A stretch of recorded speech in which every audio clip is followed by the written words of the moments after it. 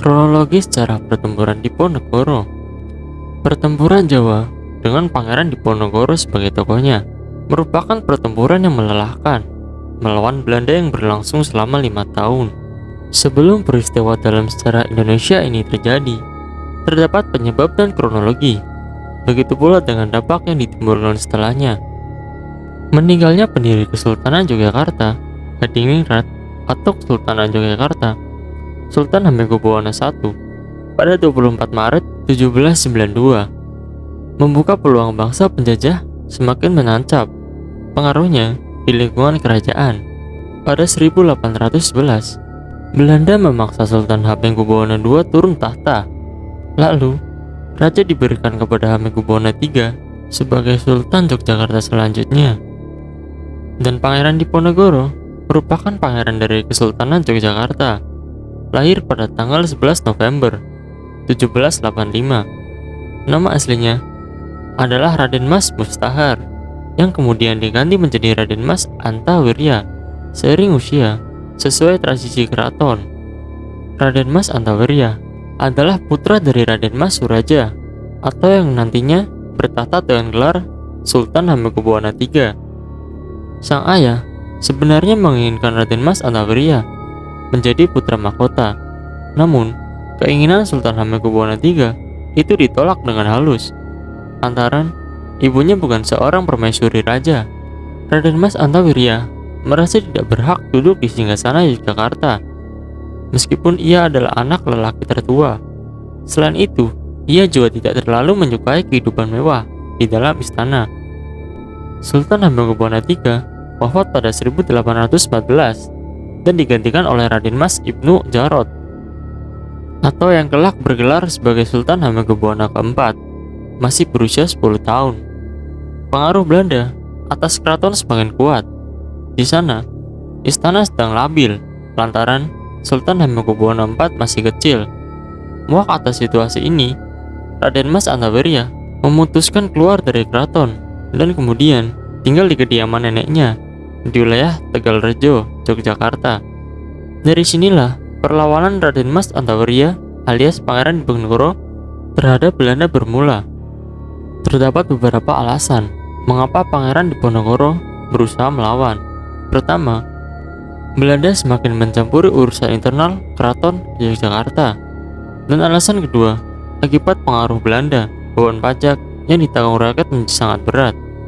Dan alasan berikutnya, rencana Belanda membangun jalan kereta api yang melewati kediaman neneknya membuat Pangeran Diponegoro semakin yakin ingin melakukan perlawanan. Anthony Hendrik, selaku residen Yogyakarta yang merupakan orang Belanda, berniat membangun jalan kereta api. Rencana ini ditentang oleh Pangeran Diponegoro lantaran rel kereta api tersebut mengenai area kediaman neneknya di Tegalrejo, dan perang Jawa pun tak dapat dihindari. Dimulai pada 20 Juli 1825, Pangeran Diponegoro dan para pengikutnya menerapkan strategi gerilya untuk menghadapi Belanda yang jelas lebih unggul dalam jumlah prajurit dan persenjataan. Kubu Pangeran Diponegoro bermarkas di pedalaman Goa Selarong, suatu kawasan pegunungan atau di wilayah Pajangan, Bantul, yang terletak sekitar 26 km ke arah barat daya dari Keraton Yogyakarta. Beberapa tokoh pahlawan yang membantu Pangeran Diponegoro antara lain Kiai Mojo dan Ali Basah Sentot. Sedangkan pasukan Belanda dipimpin oleh Jenderal Hendrik Marcus de Kock. Pasukan Diponegoro selalu bergerak masuk keluar hutan, naik turun gunung, dan menjelajahi banyak wilayah dari Yogyakarta, Jawa Tengah, sampai Jawa Timur. Strategi ini sangat merepotkan Belanda. Pada puncak peperangan di tahun 1827, Belanda mengerahkan lebih dari 23.000 orang serdadu yang menjadi salah satu hal yang belum pernah terjadi sebelumnya. Bagi Belanda, perang Diponegoro adalah perang terbuka dengan mengerahkan berbagai jenis pasukan, mulai dari pasukan infanteri, kavaleri, dan artileri yang berlangsung sangat sengit. Di tahun yang sama, pasukan Belanda melakukan penyergapan terhadap Diponegoro dengan menggunakan sistem benteng, sehingga pasukan Diponegoro terjepit. Pada tahun 1829, Kiai Mojo ditangkap, kemudian Pangeran Mangkubumi dan alih bahasa Sentot. Mereka menyerahkan diri kepada Belanda. Bahkan, pada 21 September 1829, Belanda sempat membuat sayembara dengan hadiah sebesar 50.000 gulden yang setara 430 juta lebih apabila dirupiahkan. Dan Belanda juga akan memberikan tanah beserta penghormatan bagi siapa saja yang mendapat menangkap Pangeran Diponegoro, hidup atau mati. Pada 16 Februari 1830, memperhatikan posisinya yang lemah, akhirnya Pangeran Diponegoro setuju untuk bertemu dengan utusan Jenderal Cook, yakni Kolonel Jean Baptiste. Pada 20 Februari 1830, pertemuan antara kedua belah pihak tidak menghasilkan kesepakatan, dan Pangeran Diponegoro nyatakan ingin bertemu langsung dengan Jenderal de Cook.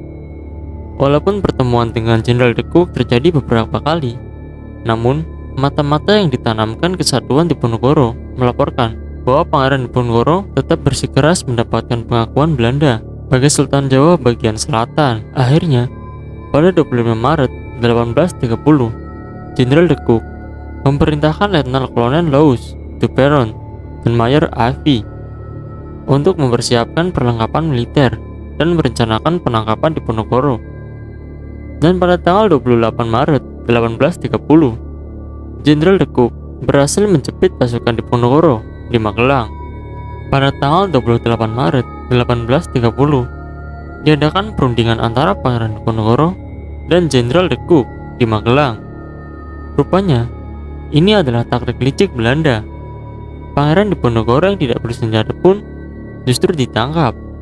Tidak hanya Pangeran Diponegoro, otomatis membuat perang Jawa yang melelahkan dan telah berlangsung selama 5 tahun itu berhenti. Pangeran Diponegoro kemudian diasingkan ke Manado. Kemudian dia dipindahkan ke Makassar hingga wafatnya tanggal 8 Januari 1855. Dan ternyata secara keseluruhan dampak perang Jawa telah merenggut lebih dari 200.000 korban jiwa. Di antaranya 7.000 orang dari pihak pribumi dan 8.000 dari pasukan Belanda. Selain melawan Belanda, perang ini juga merupakan perang sesama saudara antara orang-orang keraton yang berpihak kepada Diponegoro dan yang anti Diponegoro atau anti Belanda. Akhir perang ini menegaskan penguasaan Belanda atas Pulau Jawa dan membuat raja dan bupati Jawa tunduk kepada Belanda.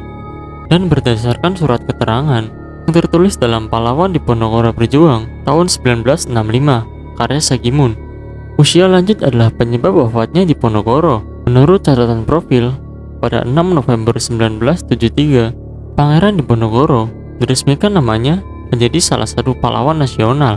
Dan begitulah perjuangan pasukan Diponegoro pada masa penjajahan Belanda. Mohon maaf apabila ada salah penyebutan nama, tokoh, tempat, dan yang lainnya.